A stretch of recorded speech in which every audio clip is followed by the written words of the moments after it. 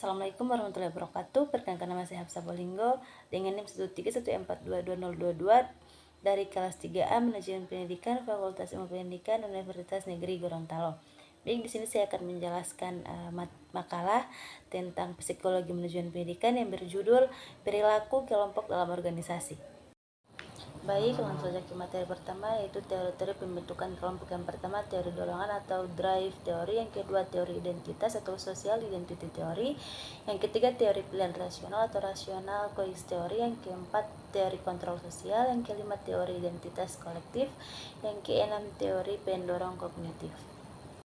Materi selanjutnya ada bentuk-bentuk kelompok. Ada berbagai bentuk kelompok yang bisa ditemui dalam berbagai konteks sosial. Beberapa di antaranya, yang pertama, kelompok sosial kecil. Ini adalah kelompok yang terdiri dari beberapa individu, seringkali kurang dari 10 orang. Yang kedua, kelompok sosial besar. Ini adalah kelompok yang terdiri dari banyak individu. Yang ketiga, kelompok acak. Kelompok ini biasanya terbentuk secara kebetulan atau tanpa persyaratan khusus. Yang keempat, kelompok primer.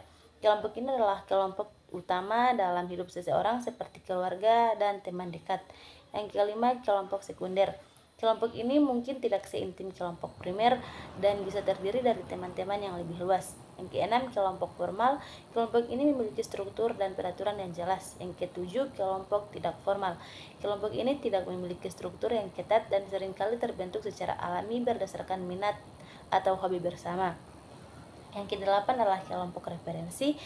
Ini adalah kelompok yang digunakan oleh individu sebagai titik perbandingan untuk mengukur diri mereka. Yang kesembilan, kelompok in-group dan out-group. Kelompok in-group adalah kelompok di mana seseorang merasa termasuk, sementara out-group adalah kelompok yang dianggap berbeda atau asing. Yang ke-10, kelompok fungsional.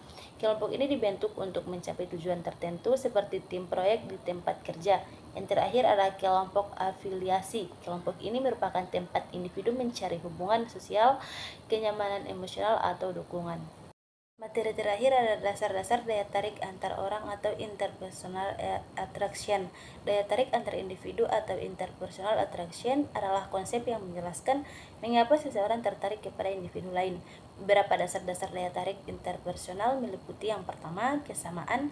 Orang cenderung tertarik pada mereka yang memiliki kesamaan dalam minat, nilai, keyakinan, atau latar belakang. Yang kedua, kecocokan.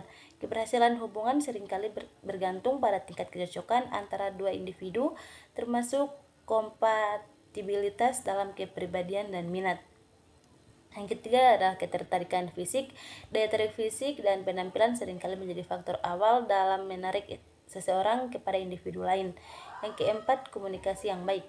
Kemampuan berkomunikasi dengan baik dan saling memahami merupakan faktor penting dalam tarik interpersonal. Yang kelima ada komplementaritas. Terkadang orang tertarik kepada mereka yang melengkapi atau melengkapi sisi tertentu dalam diri mereka sendiri. Yang keenam ada perasaan positif. Keberadaan perasaan positif seperti kasih sayang, kepercayaan, dan rasa hormat seringkali menjadi faktor penting dalam daya tarik interpersonal. Yang ketujuh, proksimitas fisik. Orang yang sering berinteraksi atau berada dalam jarak fisik yang dekat dalam individu lain cenderung memiliki lebih banyak kesempatan untuk mengembangkan daya tarik. Yang kedelapan, karakteristik sosial dan ekonomi. Status sosial, ekonomi, dan pendidikan juga dapat memainkan peran dalam daya tarik interpersonal. Yang kesembilan, tujuan bersama. Berbagi tujuan atau visi bersama dalam kehidupan juga dapat meningkatkan daya tarik antar sesama. Yang terakhir adalah individu, konteks sosial. Faktor-faktor seperti budaya, norma sosial, dan tekanan sosial juga dapat memengaruhi daya tarik interpersonal. Demikian itulah presentasi yang bisa saya sampaikan. Lebih dan kurangnya saya mohon maaf. Wabillahi taufiq wal hidayah. Assalamualaikum warahmatullahi wabarakatuh.